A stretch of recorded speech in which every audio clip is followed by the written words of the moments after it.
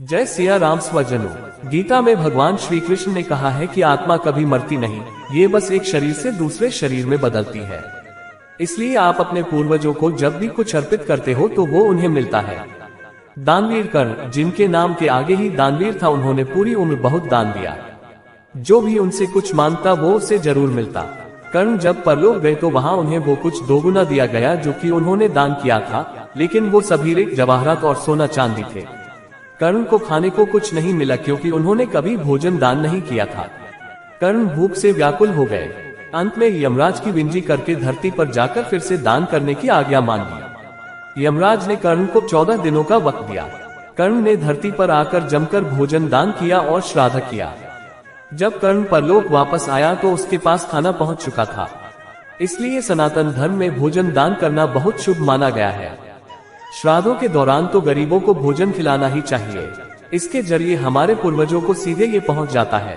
कहा जाता है कि इन दिनों यमराज की आज्ञा से आत्माएं जमीन पर आती हैं और अपने वंशजों की ओर से अर्पित किए गए भोजन का भोग करती हैं।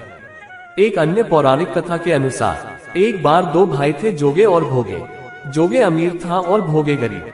एक बार श्राद्ध पक्ष का वक्त था तो अमीर भाई की पत्नी ने सोचा अगर श्राद्ध नहीं किया तो लोग बातें बनाएंगे, इसलिए अमीर भाई जोगे की पत्नी ने उससे श्राद्ध करने को कहा।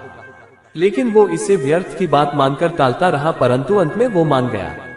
जोगे की पत्नी का मुख्य उद्देश्य अपने मायके वालों को दावत पर बुलाकर अपनी शान दिखाना था। अमीर भाई की पत्नी ने श्राद्ध पर मदद करने के लिए गरीब भाई भोगे की पत्नी को बुला लिया। श्राद्ध का दिन आया तो भोगे की पत्नी पूरा दिन काम पर लगी रही। पूर्वजों के लिए खाना बनाया और फिर अपने घर चली गई। इधर जोगे की पत्नी ने अपने मायके वालों को खिलाना शुरू कर दिया। श्राद्ध के दिन पूर्वजों ने सोचा कि भोगे तो गरीब है, चलो जोगे के घर चलते हैं। जैसे ही उनके पूर्वज खाने आए तो क्या देखा कि वहां पर तो अमीर भाई के ससुराल वाले खा रहे हैं। पितर निराश हो गए तो वो गरीब भोगे के घर गए तो वहां क्या देखा कि पितरों के नाम पर अगियारी दी हुई है। पितरों ने उसकी राख चाटी और भूखे ही चले गए। सबने आपस में बात की और कहा कि अगर भोगे अमीर होता तो उन्हें भूखा नहीं रहना पड़ता। पितरों को उस पर दया आई और उन्होंने कहा कि भोगे के घर धन आ जाए। शाम हो गई। गरीब भोगे के बच्चे खाना मांगने लगे, लेकिन उनके घर में कुछ नहीं था। भोगे के पत्नी ने बच्चों को टालने के लिए झूठ ही कह दिया कि बाहर हौदी के नीचे खाने को है, जाके खा लो। बच्चे जब वहां गए तो देखा कि हौदी मोहरों से भरी हुई है। दौड़े दौड़े बच्चे माँ के पास पहुंचे और सारी बात बताई। भोगे भी अब धनी हो गया।